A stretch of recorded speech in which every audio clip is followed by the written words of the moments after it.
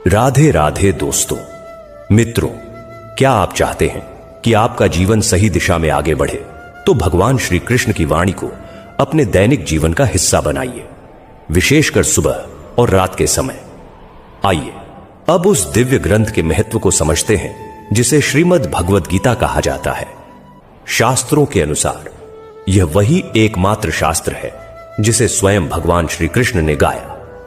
कुरुक्षेत्र की रणभूमि में जब अर्जुन संशय, भय और मोह से घिर गए थे, तब श्री कृष्ण ने जो उपदेश दिया वही गीता के रूप में प्रकट हुआ। इसकी महिमा का वर्णन करना असंभव है, क्योंकि यह अनंत सत्य का स्रोत है। कहा जाता है कि जिस स्थान पर गीता का पाठ होता है वहां सकारात्मक ऊर्जा और ईश्वर की कृपा सदैव बनी रहती है। गीता के 18 अध्याय और 700 श्लोक जीवन के हर प्रश्न का उत्तर देते हैं। आज हम गीता से प्रेरित महत्वपूर्ण विचारों को सरल शब्दों में जानने का प्रयास करेंगे, ताकि जीवन में सुख, शांति और सफलता प्राप्त की जा सके। गीता का पहला और सबसे बड़ा संदेश यही है कि कर्म ही मनुष्य का वास्तविक धर्म है। यही श्री कृष्ण अर्जुन को सिखाते हैं।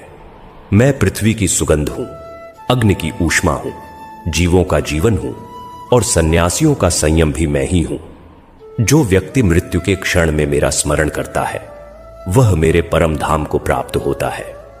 हे मानव, यदि तुम संसार के समस्त दुखों से मुक्त होना चाहते हो तो मेरी भक्ति करो, क्योंकि जो मेरी भक्ति नहीं करता वह ना इस जीवन में और ना अगले जीवन में शांति पा सकता है। ईश्वर कहते हैं, जो गीता के इस दिव्य ज्ञान को दूसरों तक पहुंचाता है वह मेरा परम प्रिय भक्त है। इसलिए इस ज्ञान को अपने तक सीमित मत रखो, इसे फैलाओ, क्योंकि जब तुम किसी एक आत्मा को अंधकार से प्रकाश की ओर ले जाते हो तब तुम स्वयं भगवान के प्रिय बन जाते हो। जीवन का उद्देश्य केवल जीना नहीं, बल्कि दूसरों के जीवन में प्रकाश बनना है, और यही गीता का सार है। कर्म करो, प्रेम करो और हर क्षण में ईश्वर को अनुभव करो। मित्रों, आगे बढ़ने से पहले आपसे अनुरोध है कि यदि आप हमारे चैनल पर नए हैं तो सत्य साधना चैनल को सब्सक्राइब करें, वीडियो को लाइक करें और कमेंट में जय श्री कृष्ण लिखकर अपनी भक्ति दिखाएं। गीता का पहला उपदेश यह सिखाता है कि जीवन में कभी भी स्वयं को किसी व्यक्ति या परिस्थिति का जरूरतमंद मत बनने दो, क्योंकि जब तक तुम अपने अस्तित्व को आत्मनिर्भर रखोगे तब तक कोई भी शक्ति तुम्हें पीड़ा नहीं पहुंचा सकती। जब तुम किसी पर निर्भर हो जाते हो तब वही व्यक्ति तुम्हारी कमजोरी बन जाता है और वहीं से तुम्हारे दुखों की शुरुआत होती है। जो व्यक्ति तुम्हारे लिए आवश्यकता बन जाता है वही धीरे धीरे तुम्हारी स्वतंत्रता छीन लेता है। जिस दिन तुमने अपने जीवन का नियंत्रण किसी दूसरे के हाथों सौंप दिया, उसी दिन से तुम्हारे सुख का निर्णय भी वही करने लगता है। जरूरतमंदी केवल वस्तुओं या सहायता की नहीं होती, बल्कि सबसे बड़ी जरूरत मन की होती है। मन जब किसी के प्रति भावनात्मक रूप से निर्भर हो जाता है तब वहीं से मनुष्य की असली गुलामी शुरू होती है। याद रखना, संसार में मां और पिता के अतिरिक्त कोई ऐसा नहीं है जो तुम्हारे जरूरतमंद बनने पर तुम्हारा शुद्ध हित चाहे। बाकी सब कहीं ना कहीं अपने स्वार्थ की डोर से बंधे होते हैं। इसलिए जीवन में सदा आत्मनिर्भर बनो, स्वयं को इतना सशक्त बनाओ कि किसी की कृपा की आवश्यकता न पड़े। गीता का दूसरा उपदेश कहता है कि असफलता के भय से रुक जाना ही वास्तविक असफलता है। जो व्यक्ति हार के डर से प्रयास करना छोड़ देता है वह जीवन में कभी ऊंचाइयों को नहीं छू पाता। क्रोध व्यक्ति की बुद्धि को धुंधला कर देता है, भ्रम को जन्म देता है, और जब भ्रम हावी हो जाता है तो विवेक नष्ट हो जाता है। विवेक नष्ट होते ही मनुष्य का पतन निश्चित हो जाता है। सफलता के द्वार को खोलने के लिए 5 चाबियां आवश्यक हैं: सकारात्मक सोच, एकाग्रता, दृढ़ लगन, अडिग संकल्प और निरंतर परिश्रम। जब तक मनुष्य निस्वार्थ भाव से कर्म नहीं करता तब तक मोक्ष या सच्ची सफलता की अपेक्षा व्यर्थ है। जब व्यक्ति इंद्रियों के अधीन होकर चलता है तब वासना, लोभ और आलस्य जैसी कमजोरियां मन पर शासन करने लगती है। इसलिए अपने लक्ष्यों को पाने के लिए कर्म को सर्वोच्च मानो और धन या फल की लालसा को मन से मिटाओ। श्री कृष्ण ने कहा है, हे अर्जुन, तुम कर्म करने के अधिकारी हो, फल के नहीं। इसलिए बिना फल की चिंता किए कर्म करने वाला ही सच्चा कर्मयोगी कहलाता है। क्रोध मनुष्य की सोचने की शक्ति को हर लेता है और निर्णय लेने की क्षमता को नष्ट कर देता है। अगर कर्म केवल लाभ या परिणाम की आशा से किया जाए तो वह कभी अपेक्षाओं के अनुरूप फल नहीं देता। बुरे कर्मों से मुक्ति का सबसे श्रेष्ठ उपाय है अपने मन में शुभ विचारों को जन्म देना और सकारात्मकता को आत्मसात करना, क्योंकि मन परिवर्तनशील है। वह वैसा ही बनता है जैसा वातावरण और संग हम चुनते हैं। मनुष्य वही बनता है जो वह निरंतर देखता, सुनता और सोचता है। जो व्यक्ति अपने कर्म को ही अपना सौभाग्य मानता है उसे परिणाम अपेक्षा से कहीं अधिक मिलता है। अपने सपनों को साकार करने के लिए पहले कल्पना शक्ति का विकास आवश्यक है, क्योंकि कल्पना ही वास्तविकता की पहली सीढ़ी है। गीता का तीसरा उपदेश कहता है कि जहां रिश्तों की मर्यादा टूटती है वहां विनाश का बीज अंकुरित हो जाता है। संबंध केवल प्रेम या आकर्षण से नहीं, बल्कि मर्यादा और सम्मान से टिकते हैं। यदि कोई व्यक्ति अपने रिश्ते की सीमाओं का उल्लंघन करता है तो वह रिश्ता धीरे धीरे टूटने लगता है। जब दो लोग एक दूसरे का आदर, कद्र और मर्यादा बनाए रखते हैं तभी वह संबंध दीर्घकाल तक जीवित रहता है। लेकिन जब सम्मान और सीमाओं की दीवार गिर जाती है तब रिश्ते अपनी पवित्रता खो देते हैं और अंततः समाप्त हो जाते हैं। इसीलिए गीता हमें सिखाती है, आत्मनिर्भर बनो, कर्मयोगी बनो और रिश्तों में मर्यादा बनाए रखो, क्योंकि यही जीवन की सच्ची सफलता और शांति का मार्ग है। गीता का चौथा उपदेश हमें यह गहराई से समझाता है कि जहां रिश्तों की मर्यादाएं टूट जाती है वहां केवल विनाश और दुख का निवास होता है। जब कोई व्यक्ति अपने रिश्तों की सीमाओं का उल्लंघन करता है तब विश्वास की नींव हिल जाती है और प्रेम धीरे धीरे खत्म होने लगता है। चाहे कोई आपसे बड़ा हो या छोटा, अगर वह अपनी सीमाओं का आदर नहीं करता तो वह रिश्ता अधिक समय तक नहीं टिक सकता। संबंध तब तक जीवित रहते हैं जब तक दोनों पक्ष एक दूसरे का सम्मान करते हैं, उनकी भावनाओं की कद्र करते हैं और कभी अपनी मर्यादा से आगे नहीं बढ़ते। जिस रिश्ते में सम्मान और सीमाओं का अभाव होता है वहां विश्वास की जड़ें सड़ जाती हैं और वह संबंध अंततः टूट ही जाता है। श्री कृष्ण सिखाते हैं कि प्रेम का मतलब यह नहीं कि सीमाएं मिटा दी जाए, बल्कि यह कि सम्मान के साथ एक दूसरे को स्थान दिया जाए। यही रिश्ते को टिकाऊ और पवित्र बनाता है। गीता का पांचवां उपदेश कहता है कि उन लोगों से सदैव दूरी बनाए रखो जो सामने मीठा व्यवहार करते हैं लेकिन पीठ पीछे विष उगलते हैं। श्री कृष्ण ने ऐसे लोगों की तुलना उस घड़े से की है जिसके मुख पर अमृत लगा होता है परंतु भीतर घातक विष भरा होता है। ऐसे लोग बाहर से मधुर लगते हैं लेकिन उनके भीतर छल और ईर्ष्या का जहर भरा होता है। वे तुम्हारे सामने प्रेम का अभिनय करते हैं परंतु तुम्हारे न होने पर तुम्हारी छवि को धूमिल करने का प्रयास करते हैं। ऐसे लोगों से जितना दूर रहो उतना ही मन शांत रहता है, क्योंकि जो व्यक्ति अपनेपन का दिखावा करता है परंतु भीतर से द्वेष रखता है वह मित्र नहीं शत्रु के समान होता है। श्री कृष्ण सिखाते हैं कि ऐसे लोगों को त्याग देना ही सच्चे ज्ञान का परिचायक है, क्योंकि विष चाहे कितने सुंदर पात्र में रखा हो अंततः वह विष ही होता है।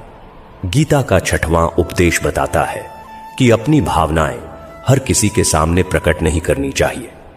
अपनी खुशी और अपने दुख दोनों को हर किसी के आगे प्रकट करना बुद्धिमानी नहीं है, क्योंकि दुनिया में ऐसे लोग अधिक हैं जो तुम्हारी हंसी से जलते हैं और तुम्हारे आंसुओं पर हंसते हैं। अपनी प्रसन्नता को सब पर उजागर करना अक्सर दूसरों की ईर्ष्या को आमंत्रण देता है और अपने दुख को सबके सामने रखना अक्सर उपहास का कारण बनता है। इसीलिए श्री कृष्ण कहते हैं, हर दर्द सबको मत दिखाओ, क्योंकि लोग हाथों में नमक लिए फिरते हैं ताकि तुम्हारे घाव पर छिड़क सके। अपनी पीड़ा केवल उसे बताओ जो उसे समझ सके, क्योंकि हर कान सुन तो सकता है पर समझ हर दिल नहीं पाता। गीता का सातवां उपदेश यह सिखाता है कि जीवन में कुछ नया पाने या रचने के लिए अक्सर पुराने को पूरी तरह मिटाना आवश्यक। राधे राधे दोस्तों, मित्रों, क्या आप चाहते हैं कि आपका जीवन सही दिशा में आगे बढ़े? तो भगवान श्री कृष्ण की वाणी को अपने दैनिक जीवन का हिस्सा बनाइए, विशेषकर सुबह और रात के समय। आइए अब उस दिव्य ग्रंथ के महत्व को समझते हैं जिसे श्रीमद् भगवद गीता कहा जाता है। शास्त्रों के अनुसार यह वही एकमात्र शास्त्र है जिसे स्वयं भगवान श्री कृष्ण ने गाया। कुरुक्षेत्र की रणभूमि में जब अर्जुन संशय, भय और मोह से घिर गए थे, तब श्री कृष्ण ने जो उपदेश दिया वही गीता के रूप में प्रकट हुआ। इसकी महिमा का वर्णन करना असंभव है, क्योंकि यह अनंत सत्य का स्रोत है। कहा जाता है कि जिस स्थान पर गीता का पाठ होता है वहां सकारात्मक ऊर्जा और ईश्वर की कृपा सदैव बनी रहती है। गीता के 18 अध्याय और 700 श्लोक जीवन के हर प्रश्न का उत्तर देते हैं। आज हम गीता से प्रेरित महत्वपूर्ण विचारों को सरल शब्दों में जानने का प्रयास करेंगे, ताकि जीवन में सुख, शांति और सफलता प्राप्त की जा सके। गीता का पहला और सबसे बड़ा संदेश यही है कि कर्म ही मनुष्य का वास्तविक धर्म है। यही श्री कृष्ण अर्जुन को सिखाते हैं। मैं पृथ्वी की सुगंध हूं, अग्नि की ऊष्मा हूं, जीवों का जीवन हूं और सन्यासियों का संयम भी मैं ही हूं। जो व्यक्ति मृत्यु के क्षण में मेरा स्मरण करता है वह मेरे परम धाम को प्राप्त होता है।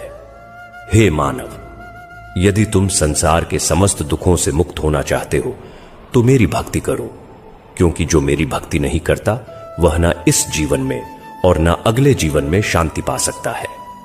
ईश्वर कहते हैं, जो गीता के इस दिव्य ज्ञान को दूसरों तक पहुंचाता है वह मेरा परम प्रिय भक्त है। इसलिए इस ज्ञान को अपने तक सीमित मत रखो, इसे फैलाओ, क्योंकि जब तुम किसी एक आत्मा को अंधकार से प्रकाश की ओर ले जाते हो तब तुम स्वयं भगवान के प्रिय बन जाते हो। जीवन का उद्देश्य केवल जीना नहीं, बल्कि दूसरों के जीवन में प्रकाश बनना है, और यही गीता का सार है। कर्म करो, प्रेम करो और हर क्षण में ईश्वर को अनुभव करो। मित्रों, आगे बढ़ने से पहले आपसे अनुरोध है कि यदि आप हमारे चैनल पर नए हैं तो सत्य साधना चैनल को सब्सक्राइब करें, वीडियो को लाइक करें और कमेंट में जय श्री कृष्ण लिखकर अपनी भक्ति दिखाएं।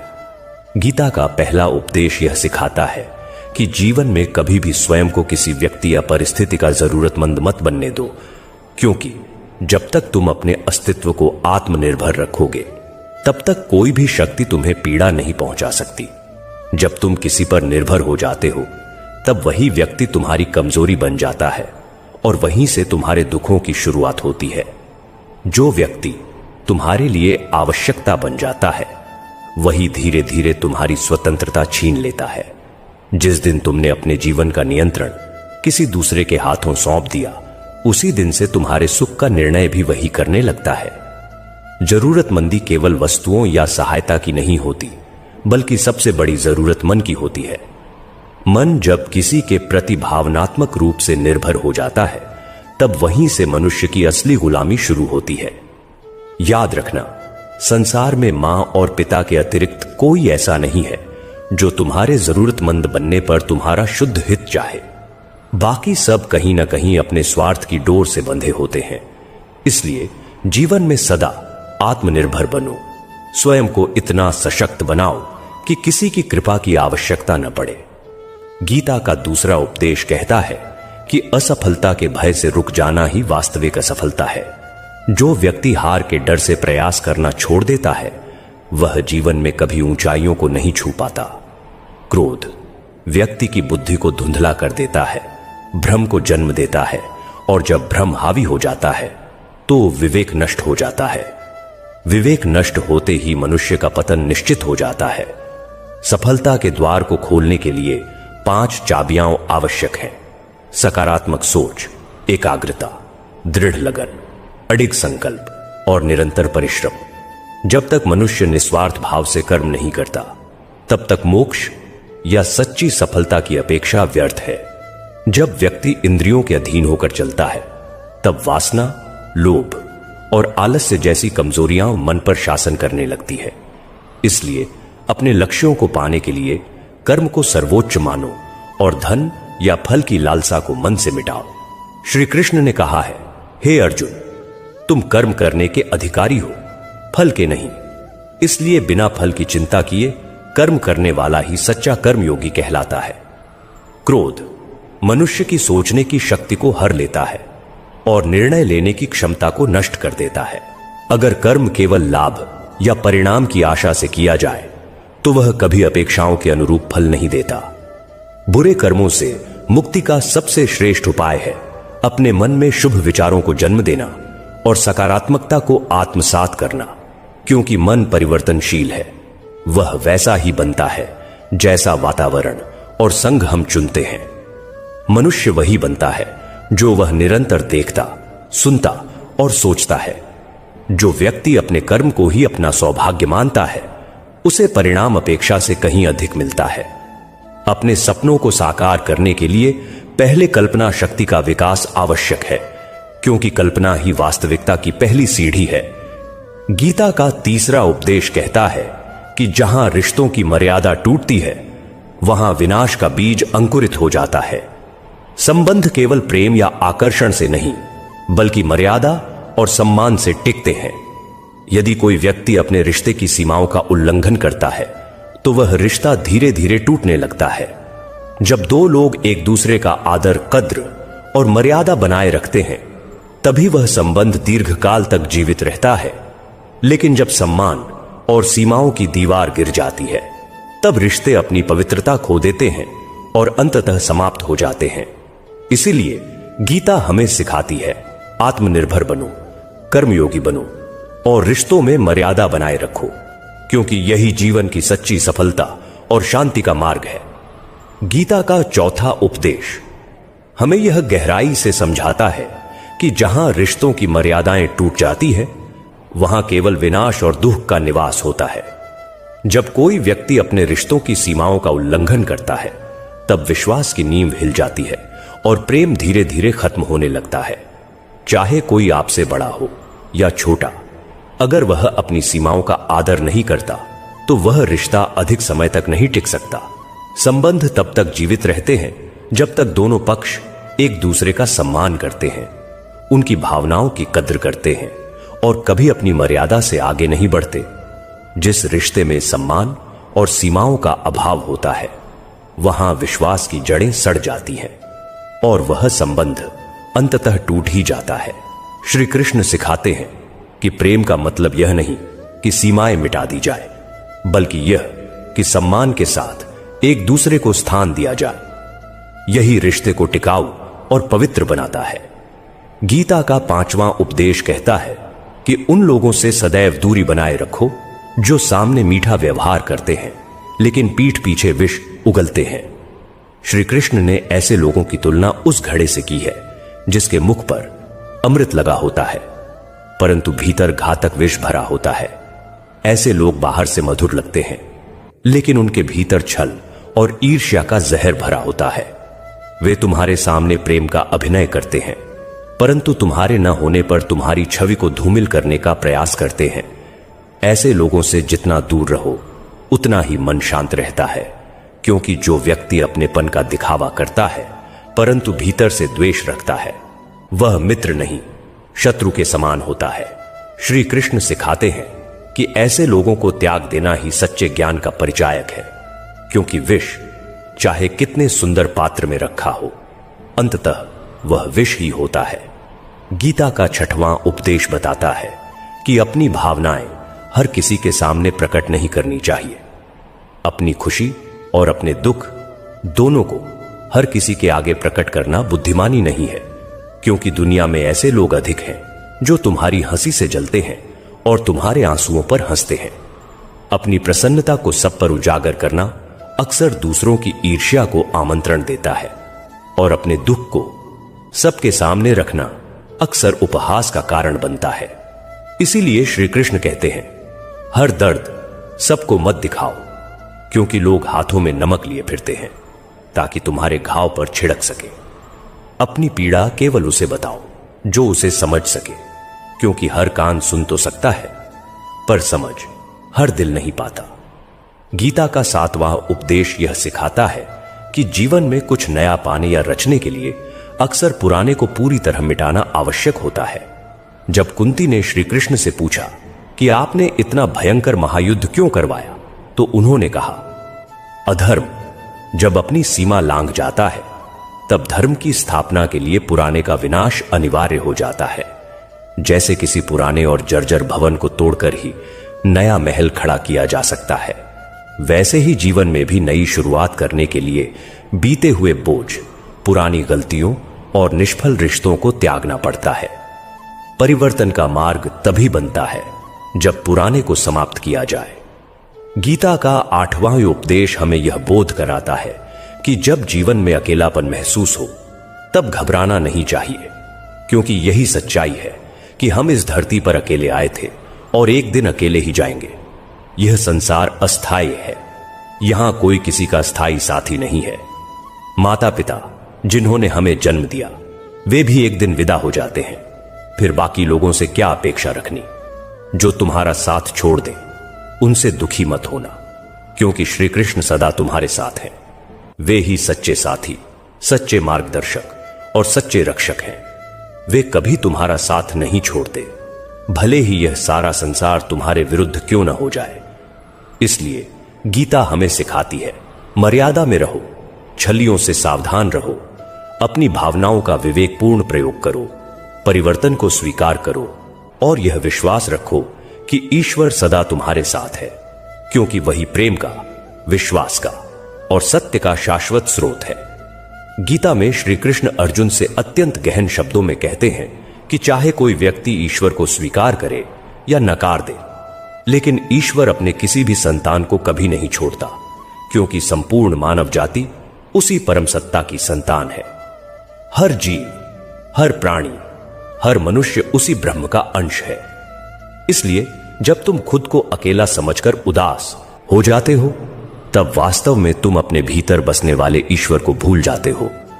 जो स्वयं में ईश्वर को देखता है वह कभी अकेला नहीं होता। श्री कृष्ण कहते हैं, हे अर्जुन, अकेलेपन से मत डर, बल्कि गलत संगत से भय रख, क्योंकि गलत व्यक्ति का साथ आत्मा के पतन का कारण बनता है। जैसे कहा गया है, कुछ होना कुछ नहीं होने से बेहतर है। परंतु एक और गहरी सच्चाई यह भी है कि कभी कभी कुछ नहीं होना मूर्खता से भरे कुछ होने से अधिक श्रेष्ठ होता है।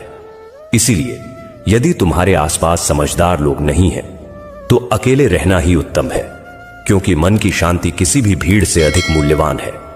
यही गीता का वह उपदेश है जो हमें सिखाता है कि अकेलापन अभिशाप नहीं, बल्कि आत्म साक्षात्कार का अवसर है। दुनिया में कोई किसी का स्थायी साथी नहीं होता, इसलिए दूसरों के जाने पर दुखी मत हो, बल्कि यह जानो कि स्वयं भगवान सदा तुम्हारे साथ है। गीता का 9वां उपदेश हमें चेतावनी देता है कि कभी भी अपने धन, पद, सौंदर्य या शक्ति का अहंकार मत करो। दुर्योधन की कथा इसका सबसे बड़ा उदाहरण है। उसे अपने बल, अपने सामर्थ्य और अपने साम्राज्य पर घमंड था। उसे विश्वास था कि भीष्म, द्रोणाचार्य और कर्ण जैसे योद्धा उसके साथ हैं, इसलिए कोई उसका कुछ नहीं बिगाड़ सकता। लेकिन वही अभिमान उसके विनाश का कारण बन गया।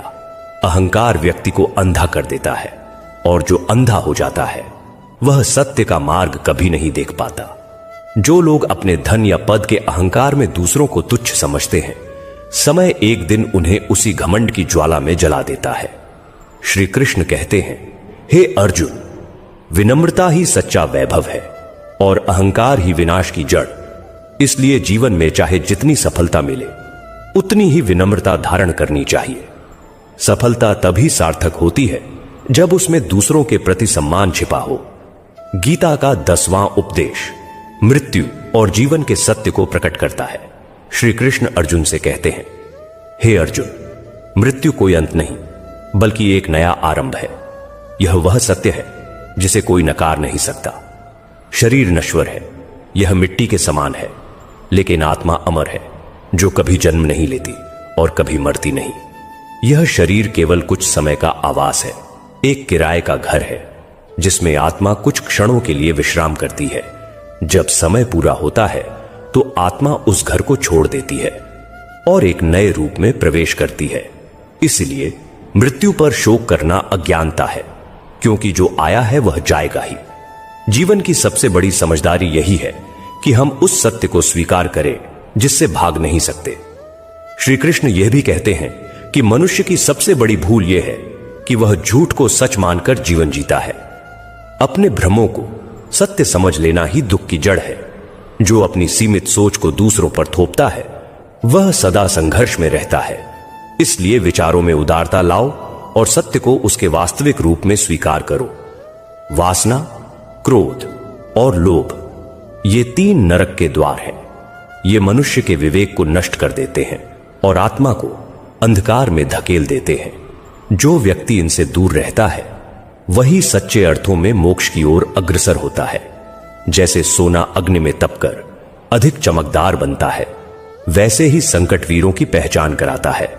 कठिनाइयां किसी को तोड़ती नहीं, बल्कि यह दिखाती है कि भीतर कौन कितना मजबूत है। मनुष्य का सबसे बड़ा मित्र और सबसे भयंकर शत्रु उसका अपना मन है। यदि मन को जीत लिया तो पूरी दुनिया जीत ली। यदि मन पर नियंत्रण खो दिया तो सब कुछ खो दिया। इच्छाओं की अधिकता ही जीवन के सुकून को लूट लेती है, क्योंकि जो हमेशा अधिक चाहता है वह कभी संतुष्ट नहीं होता।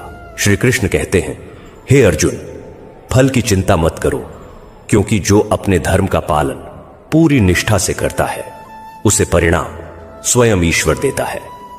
बिना पुरुषार्थ के अच्छा फल पाने की उम्मीद करना व्यर्थ है। धर्म के मार्ग पर चलने वाले को कभी भय नहीं होता, क्योंकि उसका पथ स्वयं ईश्वर द्वारा प्रकाशित होता है। जो व्यक्ति परिणाम की चिंता छोड़कर केवल कर्म में आनंद लेता है वही सच्चे सुख और आत्मिक शांति को प्राप्त करता है। इसीलिए गीता हमें सिखाती है, भय छोड़ो, अहंकार त्यागो, सत्य को स्वीकारो और अपने मन को नियंत्रित रखकर अपने धर्म का निडरता से पालन करो। क्योंकि सच्चा कर्म वही है जो बिना स्वार्थ, बिना अहंकार और बिना भय के किया जाए, और वही मनुष्य सच्चे अर्थों में मुक्त कहलाता है। श्रीमद् भगवद गीता का 11वां उपदेश अत्यंत गहन और जीवन की सच्चाई से जुड़ा हुआ है। श्री कृष्ण अर्जुन से कहते हैं कि मनुष्य को कभी भी उस स्थान, व्यक्ति या परिस्थिति के पास नहीं जाना चाहिए जहां उसके प्रति सम्मान, प्रेम या सच्ची भावना न हो। जहां आत्मसम्मान की कीमत न हो वहां रहना आत्मा का अपमान है। महाभारत के युद्ध से पहले जब श्री कृष्ण शांति दूत बनकर हस्तिनापुर पहुंचे, तब दुर्योधन ने कपटपूर्ण भाव से उनका स्वागत करने की योजना बनाई। शकुनि ने दुर्योधन से कहा था कि कृष्ण अत्यंत प्रभावशाली और मायावी है। यदि इन्हें अपने पक्ष में कर लिया जाए तो विजय निश्चित है।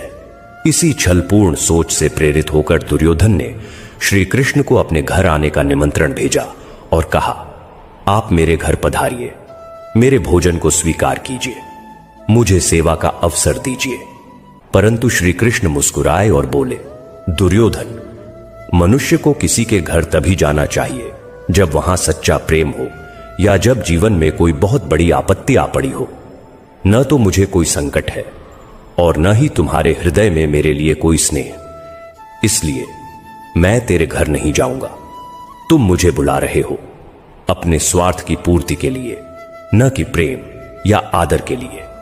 यह उत्तर केवल दुर्योधन को ही नहीं बल्कि संपूर्ण मानवता के लिए एक गहरी सीख है कि जहां